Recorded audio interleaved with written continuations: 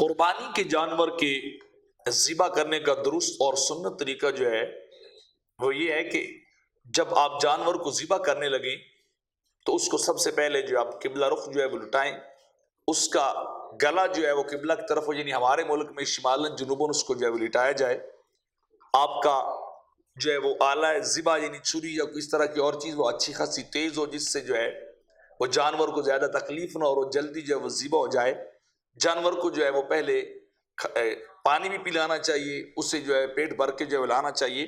اما عائشہ رضی اللہ تعالیٰ عنہ روایت کرتی ہیں کہ جب آقا علیہ السلام نے اپنے قربانی کے جانور کو پکڑا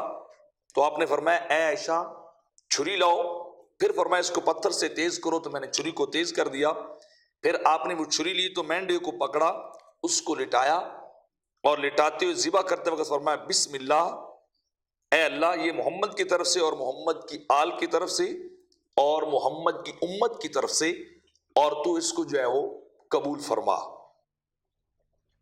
کسی انسان کو کچھ دعائیں جو ہیں وہ یاد ہوں تو وہ انسان کو پڑھ لینی چاہیے، یعنی تکبیر کے علاوہ بھی جو آپ تکبیر ذبح پڑھتے ہیں بسم اللہ اللہ اکبر اللہ اکبر، اس کے بعد انی وجہت وجہی للہ ذی فطر السماوات والارض حنیفا ما انا من المشرکین ان صلاتی و نسکی و محیای و مماتی للہ رب العالمین، یہ بھی انسان کو پڑھ لینا چاہیے۔ اور اگر اور دعائیں یاد ہوں اللہم من کا ولا کا، یہ بھی پڑھ لینا چاہیے اگر یاد ہو تو۔ اگر یہ دعائیں یاد نہیں تو پھر فقط ایک تکبیر جو ہے ذبح کرتے وقت وہی جو ہے وہ کافی ہے۔ اور جب انسان ذبح کرنے لگے کر چکے تو پھر کیا کرے؟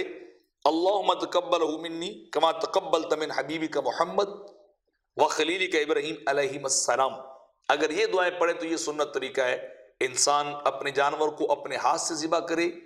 چھری تیز ہونی چاہیے، اس کو قبلہ رخ جو ہے وہ کرنا چاہیے، تکبیر جو ہے وہ پڑھنی چاہیے۔ لیکن اگر آج کل چونکہ زیادہ لوگ جانوروں کو ذبح کرنے کے تجربہ کار نہیں ہوتے، تو اگر کسائی جو ہے اسے کہہ دیا جائے اور اجازت دی جائے اور وہ تکبیر پڑھ دے تو پھر بھی جانور ہو سکتا ہے۔ بعض کا خدا نخواستہ ایسا بھی ہوتا ہے، کچھ بالکل ہی جڑ سے ہوتے ہیں کسائی، نہ تجربہ کار، انہیں تکبیر نہ آتی ہو تو وہ پھر تو ساتھ کھڑے ہو کے بھی